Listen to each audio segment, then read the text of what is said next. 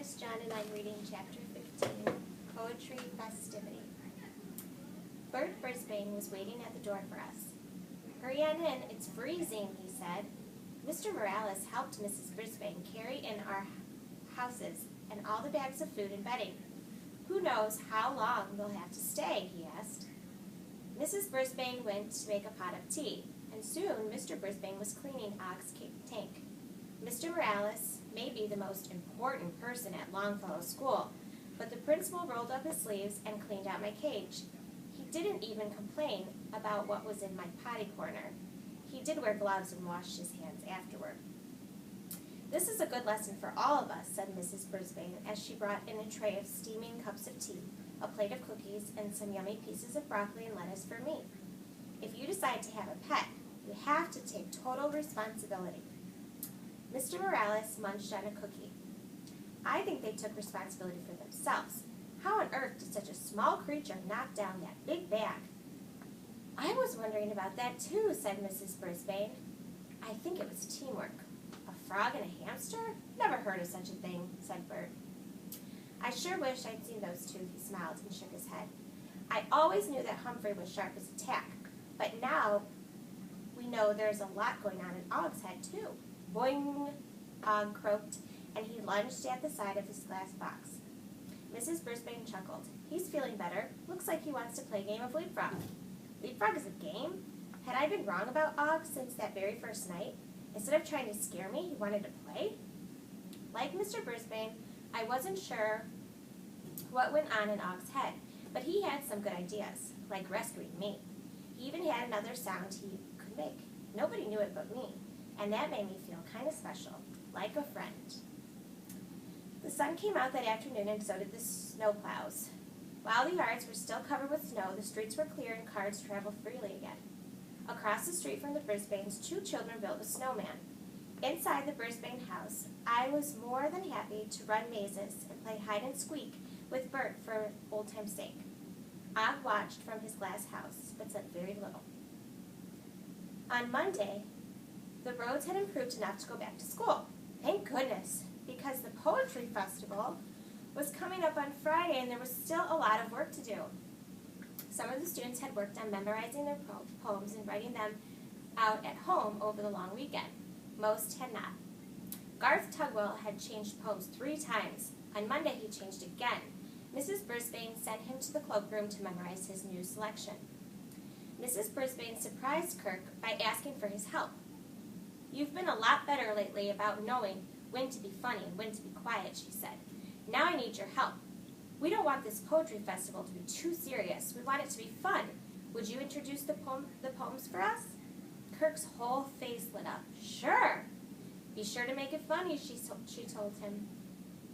By the end of the day on Tuesday, the bulletin board was covered with illustrated poems the students had copied out. Along the edge of the board were cut-out pictures of famous poets, from Longfellow to this guy named Shakespeare and a lady named Emily Dickinson. Late in the day on Wednesday, my classmates finished their Valentine's mailboxes. What they did with ordinary card boxes were excellent. Some of them were covered with red hearts, glitter, and pieces of lace. Others were covered with buttons and lots of paint. Garth's had a big dinosaur on the side. Miranda's mailbox had cut-out pictures of her family pasted. Her mom, Dad, Abby, Amy, baby Ben, and yes, Clem. Tabitha's mailbox had pictures of basketballs, footballs, and soccer balls glued across the outside. Then, surprise! Mandy presented Og with a green box with pictures of frogs and insects all over it. And AJ gave me a box covered in golden, furry-looking material. It wasn't real fur, I checked. As nice as that was, I felt sad, because no matter how many Valentines I received, there was no way I could make Valentines for everyone in the class. How could I let them know how much I valued their friendship? I was still feeling low when Aldo arrived Wednesday night. He was in an unusually good mood. "It's a beautiful evening, gentlemen, and I have good news to share with you," he announced as he wheeled in his cart. "I could use some good news, Aldo," I squeaked back. "Boing," added Og. Aldo pulled a chair next to my cage. Instead of pulling out his lunch, or a treat for me, he pulled out a piece of paper. Behold, my first grade from college, a test in psychology. I wondered if he was in a class with Natalie, the babysitter. My grade, as you can plainly see, Aldo held the paper up to my cage, is an A. Can you believe it, buddies? 3 cheers for Aldo, I squeaked as I hopped on my wheel for a joyful spin. I haven't shown this to Maria yet. I'm saving it for her Valentine's present, along with some flowers and candy, of course. I think this grade will be her favorite gift. Aldo leaned back and smiled with satisfaction. Og dove into his pool with a huge splash. I think a little water got on Aldo, but he didn't seem to mind.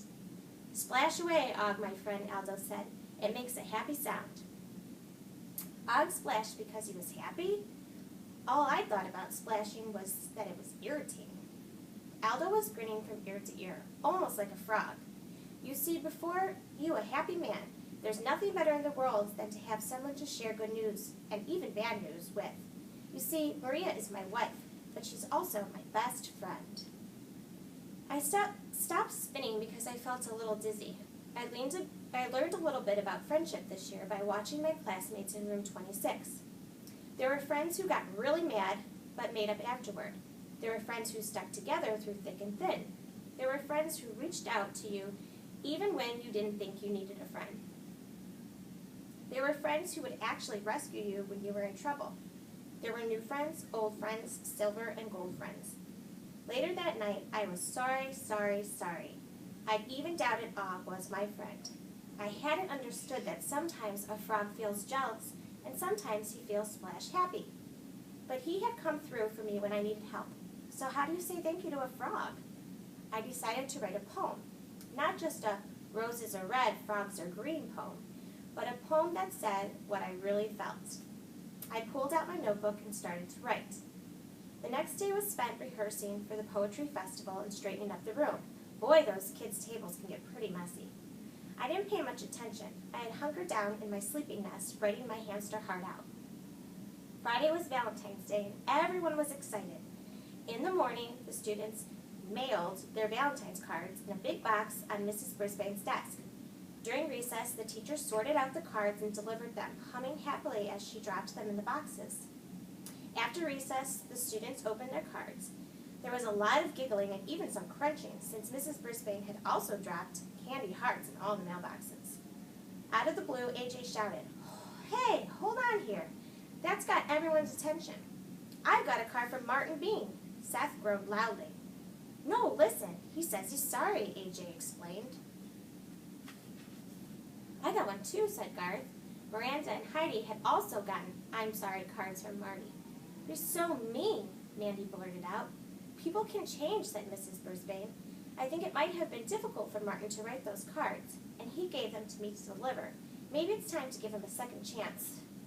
Whew, giving Marty Bean a second chance wouldn't be easy. Yet I recalled that once he got started, he was actually pretty nice when he handed out prizes at the birthday party.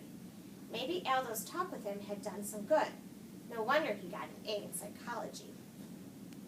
"I'll give him a second chance," I exclaimed. Of course it came out squeak, squeak, squeak. "I haven't forgotten you, Humphrey," said Mrs. Brisbane. She came over to help Og and me with our mailboxes. We received cards from all the students in the class. Each one was special, but the one I remember the most was from Miranda. "Though hamster doesn't have a rhyme, I love you, Humphrey, all the time." She figured out how to write a poem with the word hamster in it after all. I had one more card in the mailbox and Og. It was from Brazil.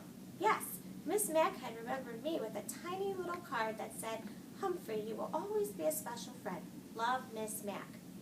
She'd sent a letter to the whole class as well, with greetings from her pupils in Brazil.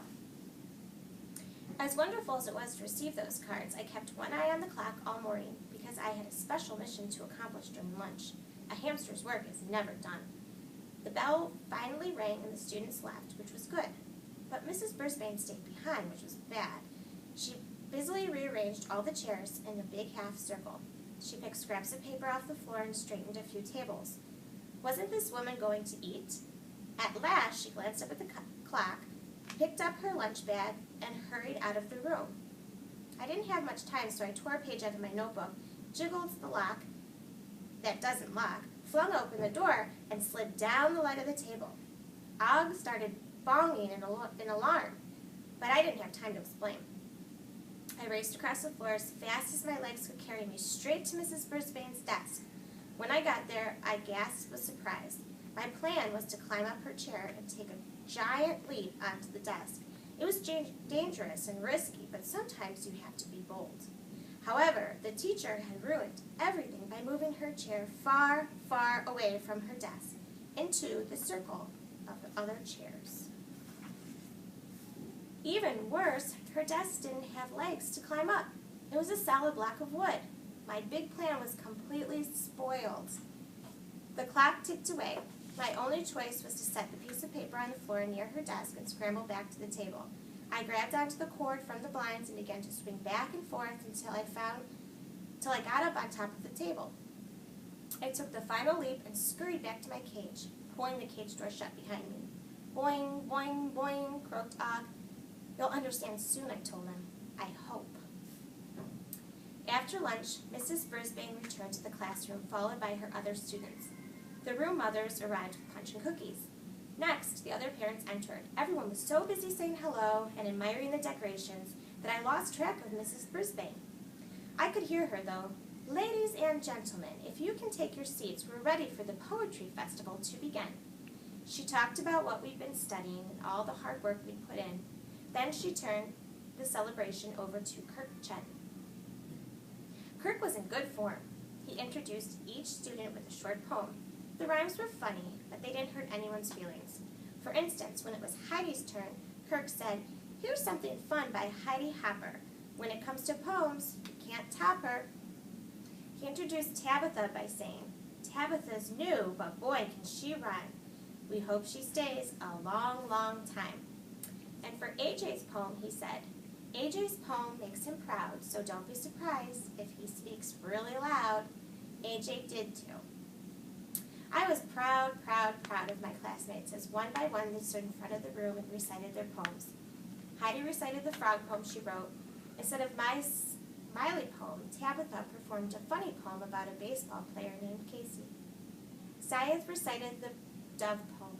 Pay attention, Art lost his place in his poem, but he started over again and did fine.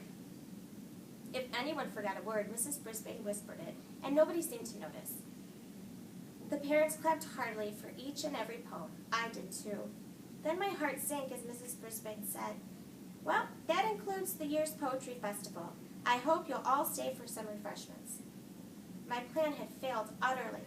I glanced over at Og. He was still smiling, but he didn't know what I had planned. But Mrs. Brisbane kept talking. "I have one more poem I'd like to share. I found this scrap of paper on the floor as you arrived. I think it expresses the feelings the children in this room have for each other. It's very tiny and little, hard to read, but I'll try. A friend doesn't have to be a work of art, just have a heart. A friend doesn't need to have fur or hair to care. A friend doesn't have a thing to do, but like you. A friend doesn't need to say a word to be heard. It's not so hard to be a friend in the end." The room was silent until Heidi's mom started to applaud and everyone joined in. "There's a scratchy kind of scribbling at the bottom. I can't make it out," said Mrs. Brisbane. "Would the pupil who wrote this like to stand up and identify him or herself?" I was standing up all right, and I squeaked at the top of my voice, "I wrote it, I wrote it, I wrote it for Og. It's my Valentine to him." "Sounds like Humphrey knows who wrote it," Mr. Golden joked, and everyone laughed. Everyone except Og. "Boing, boing," he shouted, hopping up and down. At last I'd gotten through to him, and now I knew exactly what he was saying.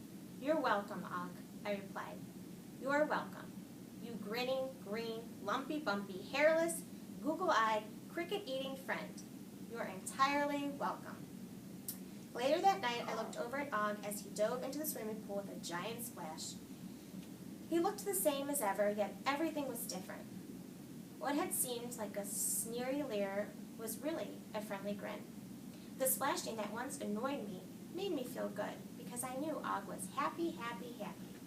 And a lunge that once scared me just meant Og wanted to play a game. Sometimes humans are hard to understand, especially when they act mean, like Marty Bean, or get crabby, like Abby. But with patience and a little psychology, you can usually figure them out. It's the same with frogs and even hamsters. I made a few mistakes, but I managed to keep my old friends in room 26 and make a new one too.